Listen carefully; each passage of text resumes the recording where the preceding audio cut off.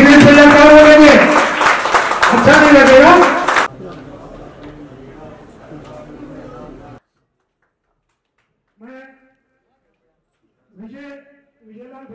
लिए हम लोगों का सौभाग्य है कि लोकेश भैया जैसे निर्माता भोजपुरी सिनेमा में हैं, जो जब थिएटर्स बंद हो गए उसके बाद जो निर्माता लोग हैं उनका हाल ये है कि वो सिनेमा को छोटा करने लगे, और लोकेश भैया जैसे लोग हैं जो उसको और बड़ा कर रहे हैं, वो छोटा नहीं सोच रहे हैं।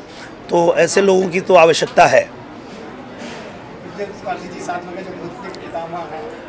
पितामह भी हैं और आप ये भी कह सकते हैं कि हमारे गुरु भी हैं, इसलिए कि जब पहली बार मैं फिल्म कर रहा था और कुछ अभिनय करना था और मैं इनके सामने ही कर रहा था, तो मैं गायकी से आया था, मुझे नहीं जानकारी थी, उसकी बारीकियां मैं नहीं जानता था।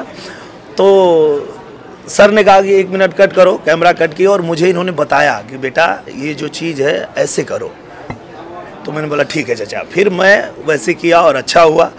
तो यही लोग सिखाए हैं एक एक चीज़। हम तो गायकी करते थे, गायकी से मौका मिला हीरो बनने का, हीरो बनने आ गए, पर कुछ हम सीख के नहीं आए थे, यही लोग सिखाए हैं जो भी आज हम लोग करते हैं वो। बस दर्शकों से ये कहना चाहूँगा कि आपके आशीर्वाद प्यार से ही फिल्में सफल होती है। आपका जब तक साथ है, आशीर्वाद है, हम आपके लिए ऐसे ही लगातार अच्छी फिल्में बनाते रहेंगे।